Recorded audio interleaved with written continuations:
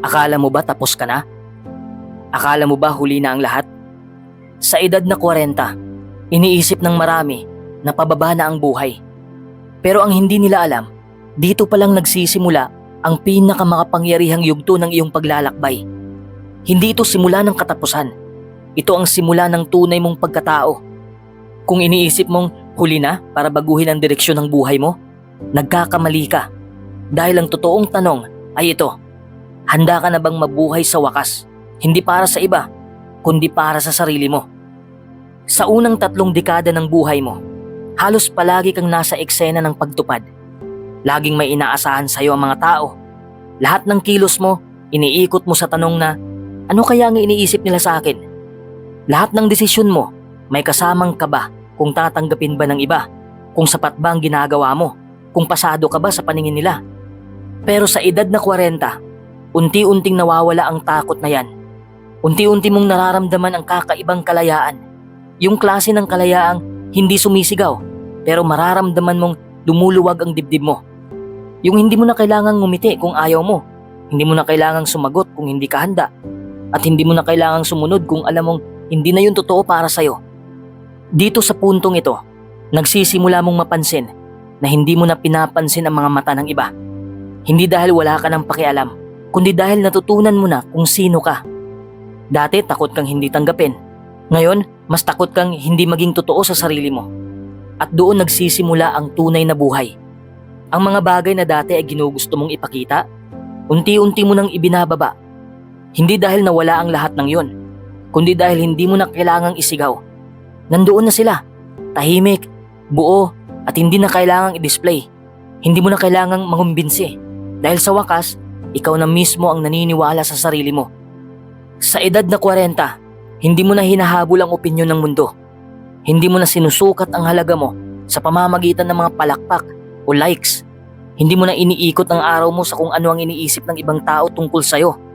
Ang mahalaga na lang sa'yo ay ang kapayapaan sa loob. Yung tahimik na kumpiyansa na kahit hindi ka naiintindihan ng iba, ayos lang. Kasi ikaw, naiintindihan mo na ang sarili mo. At dito mo rin mararamdaman na hindi lahat ng ginto ay kumikinang. Hindi lahat ng maganda ay kailangang ipakita. Hindi lahat ng laban ay kailangang salihan. At hindi lahat ng opinyon ay kailangang sagutin. Kasi sa puntong ito ng buhay, mas pinipili mo na ang totoo kaysa maganda, ang payapa kaysa magulo, at ang tahimik kaysa sikat. Ito ang simula ng katotohanan, yung hindi na nilalaro ang imahe mo, kundi tinatanggap kung sino ka talaga. At sa ganitong uri ng pagtanggap, doon nagsisimula ang tunay na buhay. Doon mo na mararamdaman na hindi mo na kailangang habulin ang kahit sino. Sapagkat ang taong totoo, ang buhay na payapa at ang puso mong buo, sapat na yan para sa isang tahimik pero makapangyarihang paglalakbay. Sa edad na 40, dumarating ka sa isang punto ng buhay kung saan unti-unti mong nararamdaman ang isang malalim na uri ng kalayaan. Isang kalayaang hindi mo lubos na maintindihan noong mas bata ka pa. Ito ang uri ng kalayaang hindi mo makikita sa labas. Hindi ito tungkol sa pagkakaroon ng pera o posisyon, kundi isang panloob na kalayaan mula sa mga inaasahan ng lipunan na matagal nang nagpapabigat sa iyong balikat. Noong 20 anyos ka, halos dikta ng mundo ang bawat hakbang mo. Kailangang mag-aral, kailangang makapagtapos, makahanap ng trabaho, at agad makabuo ng pamilya. Dahil iyan daw ang tamang landas. Kung hindi ka sumunod, sasabihin ng iba, sayang ka, nagkamali ka, o naiwan ka. Paulit-ulit kang sinusukat ng mga pamantayang hindi mo naman itinakda, pero pinilit mong abutin para lang masabing ayos ka. Pero pagdating mo ng 40, doon mo unti-unting nakikita ang malupit na katotohanan. Marami palang panuntunan sa mundo ang hindi talaga para sa'yo. At hindi mo na kailangan pilitin ang sarili mong ipasok sa hugis na gusto ng iba. Dito mo unang nararamdaman ang kalayaan ng pagbitaw. Bitaw sa takot na mapag-iwanan. Bitaw sa takot na husgahan. Bitaw sa pangarap ng iba na pilit mong tinupad kahit hindi naman iyo. Dahil sa edad na ito, unti-unti mong nauunawaan, hindi mo kailangang sundin ang orasan ng mundo. Ang tunay na tagumpay ay hindi pare-pareho para sa lahat.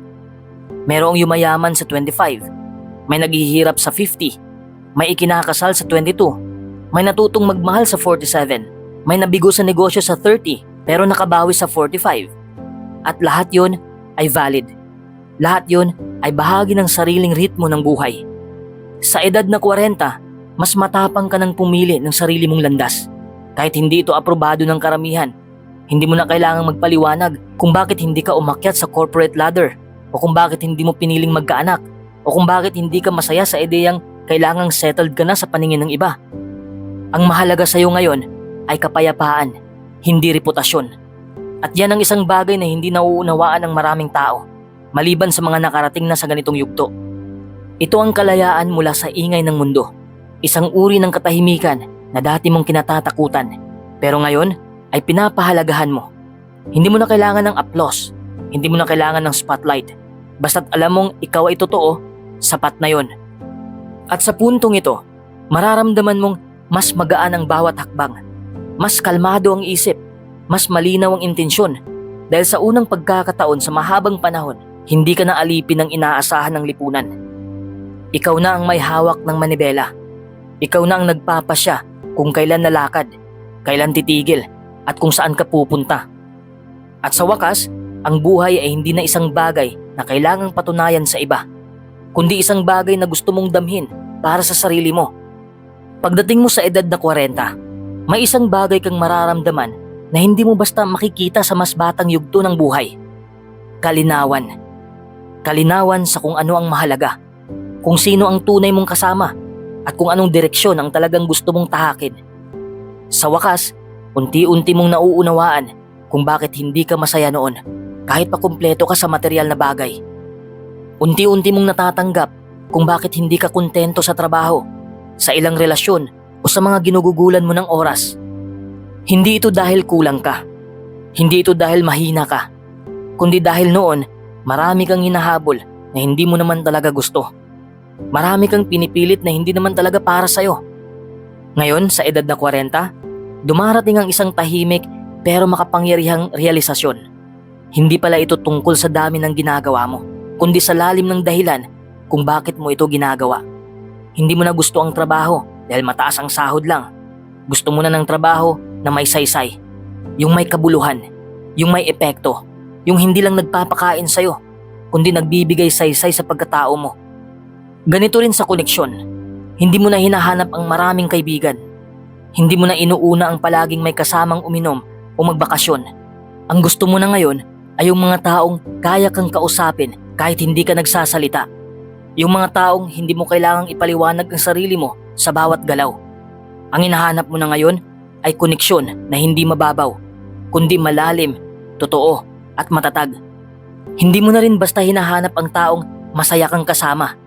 Gusto mo na ng taong kasama mong tumahimik pero hindi nakakailang. Yung presence pa lang nila ay sapat na para maramdaman mong may tahanan ka kahit nasaan ka. At sa ganitong panahon ng buhay mo, mas pinipili mo na ang katahimikan kaysa sa ingay. Mas gusto mo ang totoo kaysa sa nakasanayan. Mas mahalaga na sa iyo ang intensyon kaysa sa impresyon. Hindi mo na kailangan ng palakpak. Ang gusto mo ay kapayapaan. Ito ang dahilan kung bakit sinasabi ng marami, sa edad na 40 pa lang talaga nagsisimula ang tunay na buhay. Dahil sa wakas, malinaw na sa iyo ang layunin mo at mas pinahahalagahan mo ng koneksyong hindi panlabas, kundi panloob. Hindi lahat makikita ito. Hindi lahat makakaintindi. Pero ikaw, alam mo sa sarili mong ito ang yugto ng buhay kung kailan ka unti-unting nagiging buo. Pagdating mo sa edad na 40, unti-unting lumalabo ang mga ingay ng labas. Hindi dahil nawala na ang opinyon ng mundo, kundi dahil nagsimula ka ng hindi makinig sa lahat ng iyon. Sa wakas, natutunan mong piliin kung aling tinig ang may saysay sa'yo. At kadalasan, yun ang tinig na matagal mo nang binaliwala, ang boses ng sarili mo. Sa mga nakaraang taon, binuo ka ng papuri at paninira, ng tagumpay at kabiguan. Marami kang sinubukang baguhin sa sarili mo, itsura, ugali, paniniwala, para lang maabot ang mga pamantayang iniukit ng ibang tao.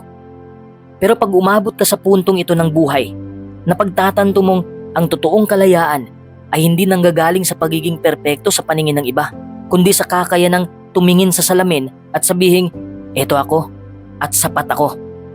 Ang pagtanggap sa sarili ay hindi nangangahulugang titigil ka ng mangarap o magsikap. Hindi ito pag-urong o pagsuko. Sa halip, ito ay pagkakaroon ng kapayapaan sa pagitan ng kung sino ka ngayon at ng kung sino mo gustong maging, nang walang pagkapuot, walang paghamak, walang kahihiyan. Kapag natutunan mong yakapin ang buong pagkatao mo, ang ganda at ang gulo, ang lakas at ang takot, doon dumarating ang isang bagay na bihirang makamit, ang tunay na katahimikan ng isip. Hindi na tungkol sa kompetisyon ang buhay. Hindi na tungkol sa kung sino ang nauuna, kung sino ang mas mayaman, mas sikat, mas tama.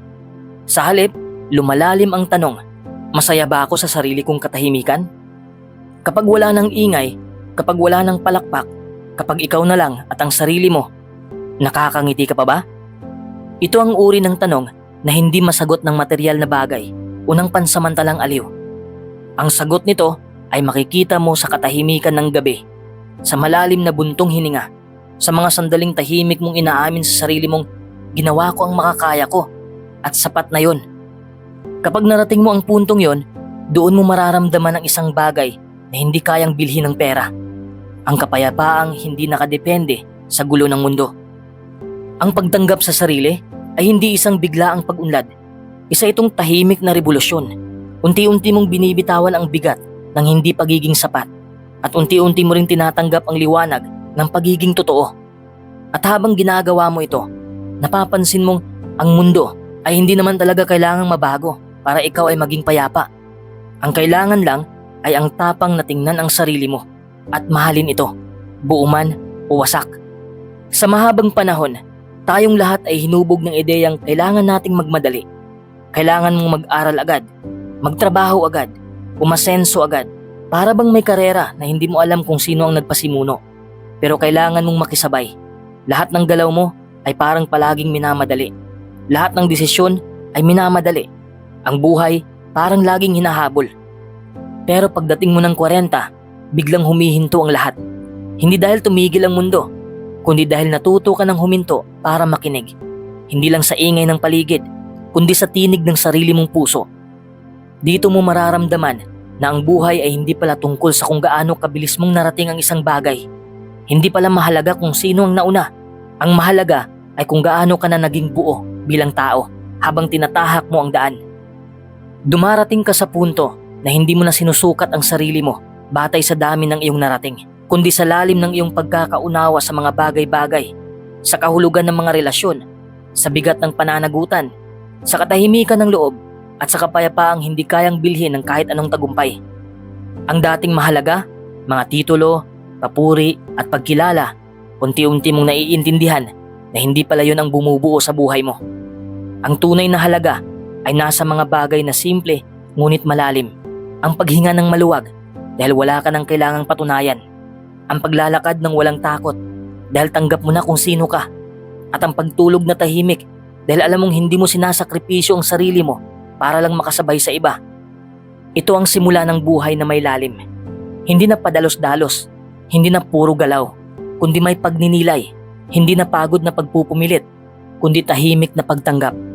Hindi na habulan ng layunin, kundi pagkilala sa kung ano talaga ang mahalaga. At sa lalim na ito, doon mo mararamdaman ang tunay na kalayaan.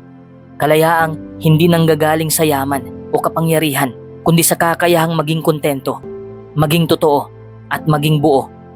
Dito nagsisimula ang buhay na hindi mo kailangang ipaliwanag. Buhay na hindi para ipakita, kundi para maramdaman. At oo, sa edad na 40, dito talaga nagsisimula ang ganitong klaseng pamumuhay. Tahimik, totoo, at may lalim na hindi kayang tumbasan ng bilis. Sa pagdating ng edad na 40, maraming taong natatakot. Akala nila, pababa na ang takbo ng buhay. Natapos na ang panahon ng pagtuklas, ng pagbabago, ng posibilidad. Parang sa lipunan, may pahiwatig na kapag lumampas ka na sa 30, dapat may bahay ka na, may kotse, may pamilya, may naipon. At kung wala ka pa noon, para bang nahuhuli ka na, para bang naluluma ka na sa mata ng mundo. Pero ang hindi sinasabi ng mundo ay ito, na sa edad na 40, saka mo palang lubos na nauunawaan ang sarili mo. Saka mo lang napagtatanto kung gaano karaming bagay ang pinilit mong abutin noon. Hindi dahil gusto mo, kundi dahil sinabi ng iba na dapat ganito ka, dapat ganyan ka. Sa edad na 40, saka mo mararamdaman na hindi mo na kailangang sumigaw para mapansin. Kasi kaya mo nang manahimik at manatiling buo. Kaya mo nang magdesisyon na hindi dahil gusto mong may mapatunayan, kundi dahil gusto mong maramdaman ang totoong saysay ng bawat kilos mo. Ito ang edad kung kailan nagkakaroon ng lalim ang bawat oo at bigat ang bawat hindi. Dito mo na pinipili ang kapayapaan kaysa drama, tahimik na gabi kaysa pabibo sa social media, simpleng pag-uusap kaysa walang kwentang usapan. Dahil hindi mo na hinahanap ang dami ng tao sa paligid, ang hinahanap mo na ay ang lalim ng koneksyon sa mga taong natira.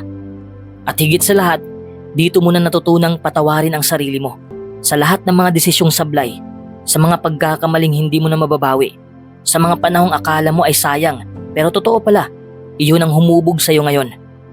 Ang tunay na buhay ay hindi paligsahan kung sino ang nauna, kung sino ang may pinakamagandang bahay, pinakamaraming kaibigan o pinakamatagumpay sa labas. Ang tunay na buhay ay nagsisimula kapag kaya mo nang harapin ang salamin at sabihin, eto ako, hindi ako perpekto pero buo ako. Hindi ako pinakamatayog pero alam ko na kung sino ako at kung saan ako patungo. Dito nagsisimula ang tunay na buhay, hindi sa dami ng tagasunod, hindi sa sukat ng tagumpay, kundi sa lalim ng pagtanggap mo sa sarili mo. Kapag hindi mo na kini-question ang halaga mo kahit wala kang aplos, kapag hindi mo sinusukat ang sarili mo batay sa nakamit ng iba, kapag kaya mo nang ipagdiwang ang katahimikan at sabihing, ito ang gusto kong buhay. Kaya kung nasa edad 40 ka na ngayon, huwag mong isipin na tapos na ang lahat. Isipin mong ngayon ka palang nagsisimulang mabuhay ng totoo. Ngayon ka palang may lakas na mamili. May karunungan na tumahak sa mas makabuluhang landas at may tapang ng tanggapin na ang tunay na buhay hindi palaging mabilis, hindi palaging maliwanag. Pero kung matuto kang maglakad sa gitna ng lahat ng yan, buo at may ngiti, masasabi mo, ito ang tunay na simula ng aking buhay.